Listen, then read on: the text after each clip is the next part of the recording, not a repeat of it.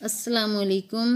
कैसे हैं आप सब लोग? उम्मीद करती हूँ बिल्कुल खैरियत से होंगे और मैं दुआ करती हूँ आप जहाँ कहीं भी हों अल्लाह ताला आपको अपनी हिफ्ज़ व अमान में रखे, आमीन।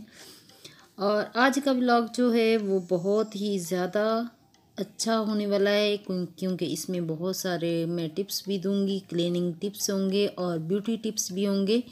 तो सबसे पहले मैंने आटा छान लिया है, तो उसको मैं हल्के से गुनगुने पानी से उसको गूंदती हूँ। उसको गूंदने के लिए बहुत ज़्यादा टाइम नहीं लगाती हूँ। पहले मैं उसको थोड़ा सा मिक्स कर लेती हूँ, पानी से मिक्स करके 10 मिनट के लिए रेस्ट के लिए इसको रख देती हूँ। ये मैं 10 मिनट के लिए इसको रेस्ट के लिए रख दिया और साथ ही मैं कोई और काम कर लूँगी। और 10 मिनट हो चुके हैं और उसके बाद मैं इसको दोबारा थोड़ा सा गूँधूँगी, ज़्यादा गूँधने से नहीं, थोड़ा सा गूँधने से ही ये बहुत अच्छे से गूँध जाता है। और इसको मैं एक कंटेनर में शिफ्ट कर दूँगी और साथ ही मैं इसका बाउल जो है आटे वाला बाउल जो है वो सूख ना जाए, इसीलिए उसको मैं साथ ही जब मैं हाथ धोने लगूंगी तो साथ ही उसको मैं धो लूँगी। ज़्यादातर लोग होते हैं कि वो वैसे ही रख देते हैं तो वो फिर सूख जाता है। जब सूखता है तो वो बहुत मुश्किल होता है उसके बाद उसको धोना। तो साथ साथ ही अगर धो लो तो किचन का काम भी कंप्लीट रहता है और ज़्यादा काम भी नहीं करना पड़ता। अभी जो चीज़ें हैं मैं वो हटा के तो जो काउंटर टॉप है उसको भी मैं साफ़ कर लूँगी साथ ही। और सुबह सुबह ही मैं आटा गूँदने के बाद मैंने मशीन जो है वो एक लोड लगा दिया है। सुबह सुबह ही मैं उठी हूँ, नमाज़ पढ़ी थी, उसके बाद कुरान पाक पढ़ा है, तो उसके बाद मैंने आटा गूँधा। आटा गूँध के फिर मैं साथ ही मशीन लगा दी कि जब मैं किचन का काम कर रही हूँ तो साथ ही मैं मशीन भी लगा लेती हूँ। ये 34 मिनट्स पे मैंने लगा दी है। तो अभी इसके कपड़े जब धुल जाएंगे तो सुबह सुबह का टाइम ही है, तो फिर मैं ऊपर जाकर डाल भी दूँगी।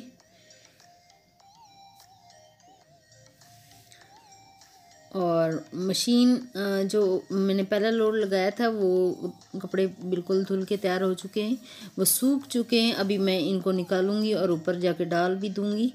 और सुबह सुबह की धूप भी ऊपर जाके थोड़ी सी लूँगी कि क्योंकि जो सुबह सुबह की धूप होती है वो इंसानी जिस्म के लिए बहुत ज़्यादा अच्छी होती है और फ्रेशनेस भी एक सुबह सुबह में होती है, तो उसको लेना बहुत ज़्यादा ज़रूरी होता है। तो इधर हमने ये टमाटर लगाए हुए हैं तो एक टमाटर इसका रेड हो चुका है और है वैसे थोड़ा छोटू सा लेकिन बहुत क्यूट सा है।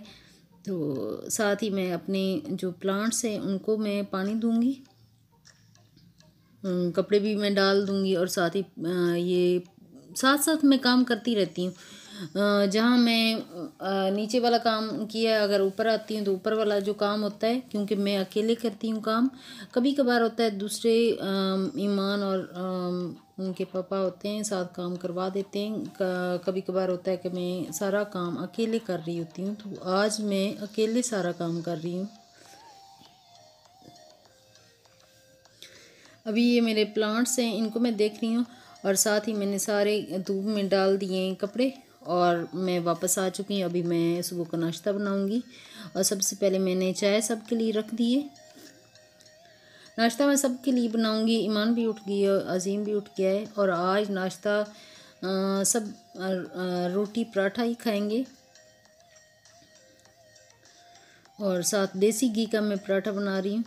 सिंपल पराठा है जो बना रही हूँ, सॉफ्ट से बनते हैं और बहुत ही मज़े के लगते हैं। सुबह सुबह चाय साथ हो, अंडा हो और साथ कोई सालन हो तो ये बहुत मज़े वाले लगते हैं। और चाय भी साथ तकरीबन बन के तैयार हो चुकी है और उसको मैं हल्की आंच पे अभी रख दूँगी। साथ साथ रोटियां जितनी देर तक बनती हैं सबके लिए मैं एक एक रोटी बनाऊँगी। तो आज मैं वैसे छोटी छोटी रोटी मन कभी कभार होता है मैं बहुत बड़ी बनाती हूँ, तो आज छोटी छोटी रोटी बना रही हूँ क्योंकि नाश्ते में थोड़ी छोटी ही अच्छी लगती है।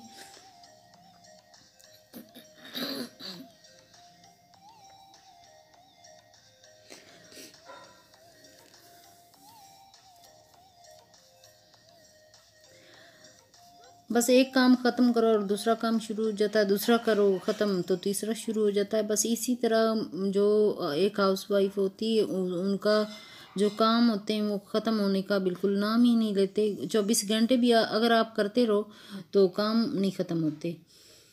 तो अभी जो रोटी है वो बन चुकी है और साथ ही मैं एक अंडा बना लूँगी। आजकल अंडा भी मैंने छोड़ा हुआ है, चिकन भी छोड़ा हुआ है, सारी चीज़ें छोड़ी हुई हैं, तो अंडा मैं नहीं खा रही। मैं अजीम के लिए अंडा बना रही हूँ।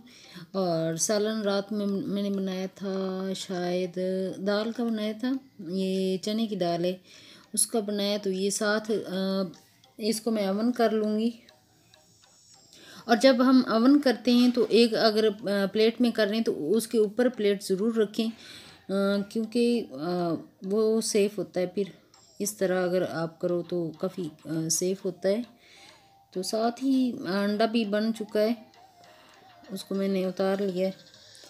अभी अजीम के लिए मैं ट्रे में लगा लूँगी, थोड़ी सी दाल रखूँगी, अगर उसका दिल चाहेगा तो वो खा लेगा।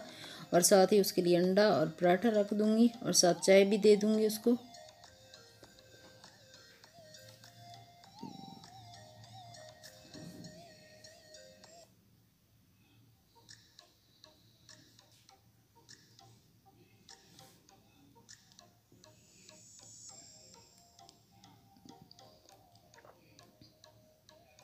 और सबके कपों में मैं डाल रही हूँ चीनी, और यूसुफ के कप में मैं डालूँगी ब्राउन शुगर, ये शक्कर डाल दूँगी। कभी कभार शक्कर आ जाती है, कभी कभार ब्राउन शुगर आ जाती है, इसी तरह, क्योंकि वो सफ़ेद चीनी बिल्कुल इस्तेमाल नहीं करते। और सुबह सुबह बहुत अच्छी अच्छी बातें भी करनी चाहिए। इखलाक वो चीज़ है जिसकी कीमत कुछ नहीं देनी पड़ती, मगर उससे हर चीज़ को ख़रीदा जा सकता है। तुम दूसरों के रास्ते की रुकावटें दूर करते जाओ, अल्लाह के फजलो करम से तुम्हारी मंजिल का रास्ता आसान होता चला जाएगा। दुनिया में सबसे मुश्किल काम अपनी इस्लाह करना है और सबसे आसान काम दूसरों पर तनकीद करना है। और नाश्ता मैं करवा चुकी हूँ। अभी यूसुफ ऑफिस चले गए और बच्चे भी अपने अपने कॉलेज और स्कूल चले गए। और मैं सबसे पहले अजीम का जो बेड है वो ठीक कर दूँगी और साथ ही उसका बिस्तर भी ठीक कर दूँगी। अभी सर्दी थोड़ी सी कम हो रही है, तो ये लाउंज का एरिया भी है, तो साथ साथ मैं इसको अजीम का बेड भी यहाँ लगा हुआ है, तो उसको मैं साफ़ कर लूँगी। अजीम बहुत गंदा करता है, रोज़ाना उसको बहुत ज़्यादा चीज़ें बिखरी हुई होती हैं, तो उसके जहाँ वो बैठता है वहाँ बहुत ज़्यादा फिर हर रोज़ करना पड़ता है। सबसे ज़्यादा जो होता है फिर सामने हो तो अच्छा भी नहीं लगता, उसकी सफाई करना ज़रूरी भी होता है। तो अभी बुक्स वगैरह भी वहीं पड़ी हैं, उसकी सारी चीज़ें वहीं पड़ी हैं, तो मैं सारी चीज़ें अरेंज करके रख दूँगी। और जो टेबल का कवर है उसको भी मैं थोड़ा सा साफ़ कर लूँगी। वो गीले कपड़े से भी किया जा सकता है, और स्पंज से भी। मैं ज़्यादातर इस स्पंज से करती हूँ कि मुझे इससे बहुत आसान लगता है।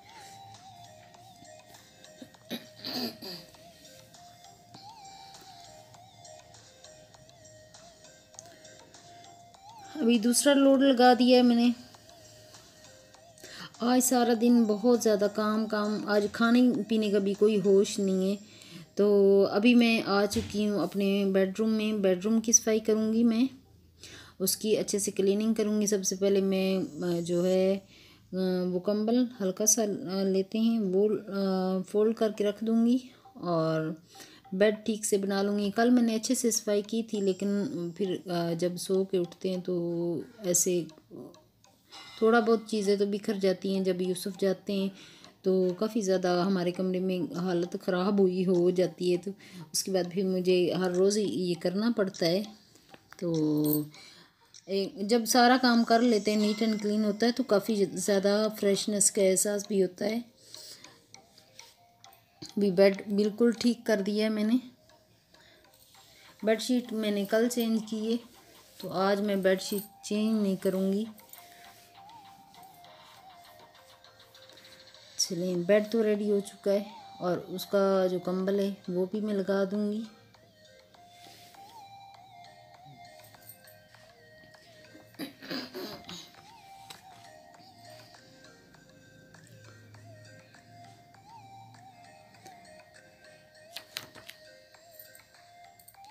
तो साथ साथ मैं डस्टिंग भी कर लूँगी। धूल मिट्टी तो आ ही जाती है कमरों में, चाहे बंद भी कमरा रहे फिर भी धूल मिट्टी हल्की फुल्की तो धूल मिट्टी आ ही जाती है।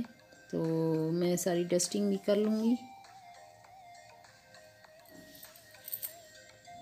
और ये बेडशीट मैंने धो ली, ऊपर एक लोड जो पहला लगाया था उसकी बेडशीट सूख गई है। तो जिस कमरे के कपड़े होते हैं मैं उसी कमरे में रखती हूँ। तो इस कमरे की ये बेडशीट है तो अपने ही कमरे में ये अलमारी में मैं फोल्ड करके यहाँ रख दूँगी।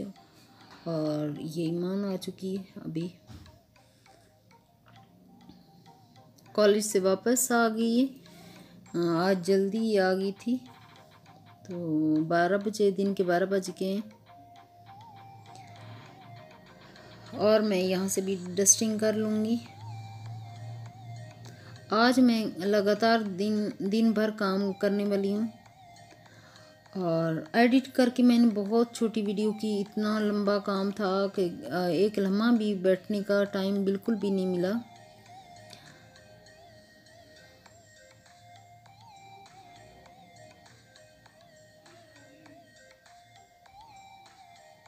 और सारी चीज़ें हटा के तो फिर मैं डस्टिंग करती हूँ, तो वो नीट एंड क्लीन फिर लगता है।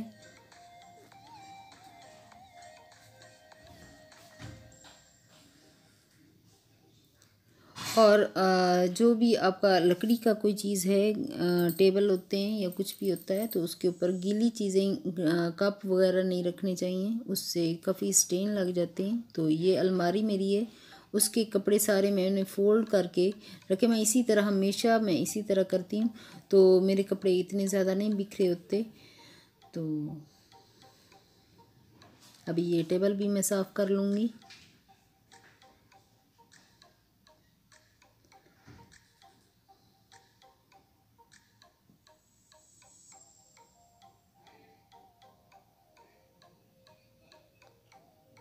और आज पोछा मैं बिल्कुल भी नहीं लगाऊंगी, क्योंकि कल मैंने लगाया था, तो आज मैं सिर्फ झाड़ू ही लगा लूँगी।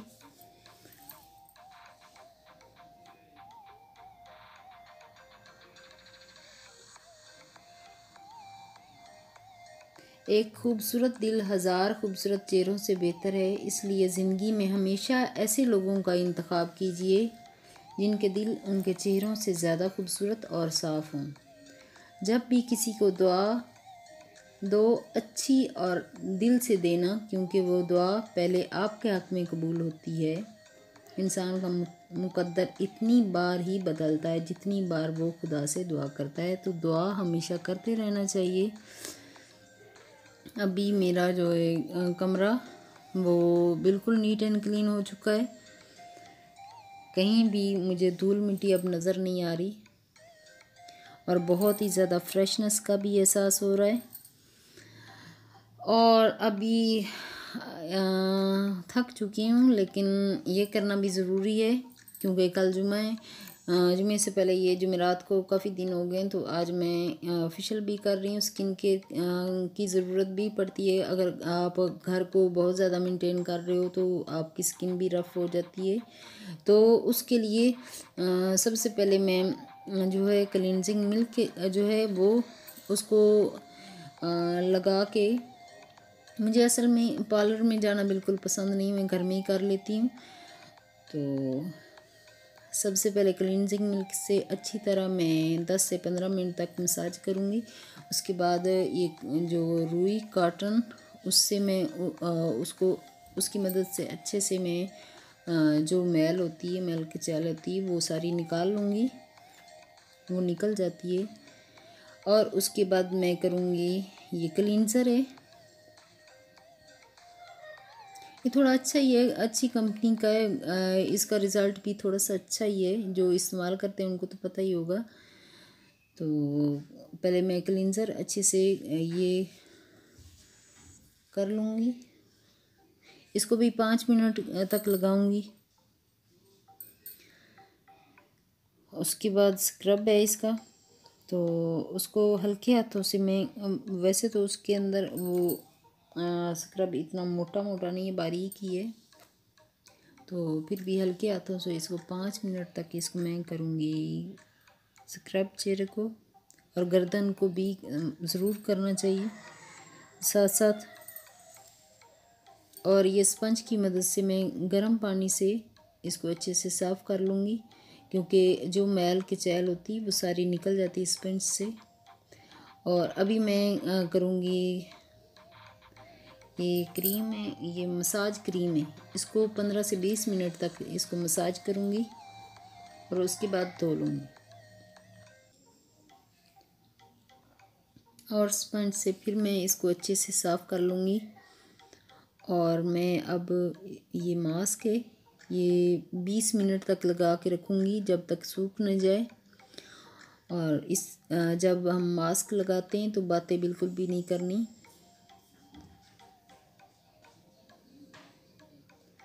तो जितनी देर तक ये सूखेगा, ये अच्छे से पूरा गर्दन पे भी लगाना है और चेहरे पे भी लगाना है।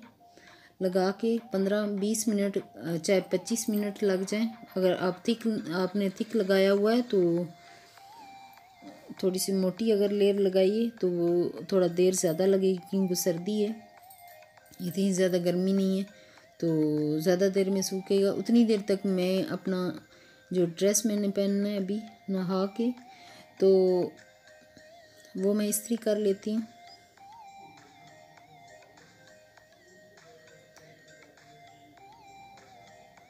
अभी तकरीबन 1-1:30 बजे का टाइम हो चुका है।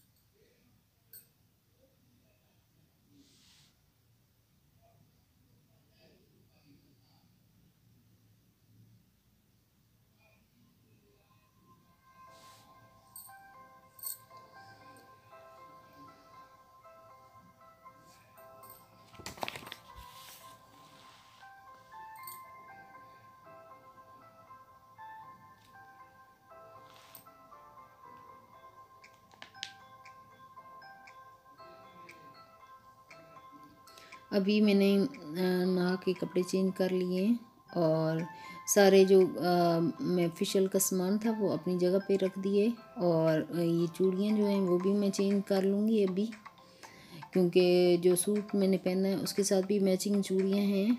मुझे चूड़ियों का बहुत ज़्यादा शौक़ है, तो साथ ही मैं लगा लूँगी हल्का सा ये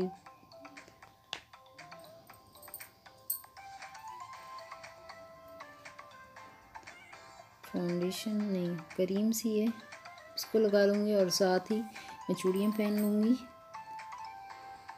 और वज़ू करके मैं आई हूँ, साथ ही नमाज़ पढ़ूँगी और कुरान पाक की तिलावत भी करूँगी।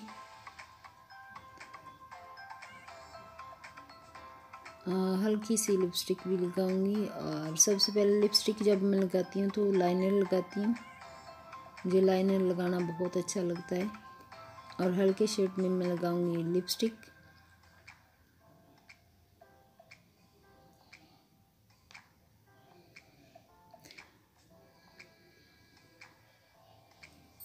तो लोशन भी मैं लगा लूँगी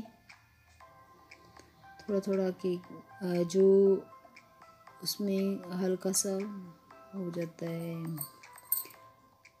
नमी बाकी रहे हाथों पे भी और चेहरे पे भी, खुश्क ना हो जाए।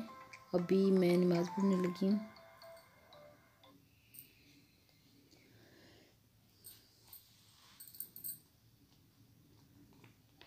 और 5 वक्त नमाज़ पढ़ने की आदत बना लीजिए आज से।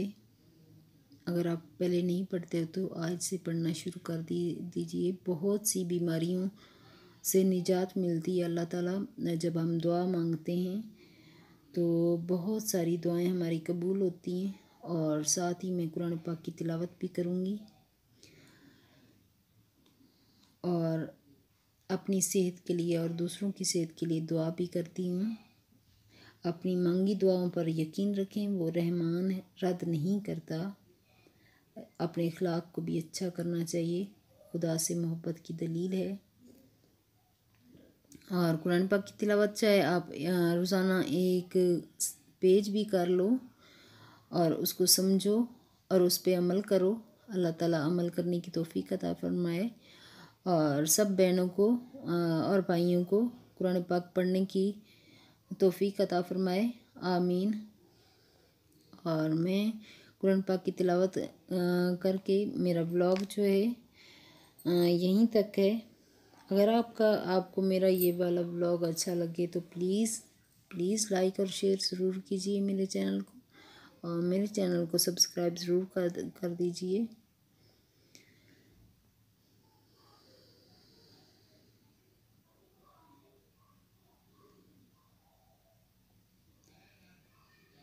मैं ज़्यादा से ज़्यादा 2 बार कोशिश करती हूँ कुरान पाक पढ़ने की। कभी कभार होता है कि मैं 1 दफ़ा पढ़ती हूँ, कभी कभार होता है कि मैं 2 दफ़ा पढ़ लेती हूँ। तो आज अभी 3 बजे का टाइम है, अभी मैं खाना बनाने का अभी टाइम हो रहा है। और मेरी वीडियो यहीं तक थी। ओके, अल्लाह हाफिज़।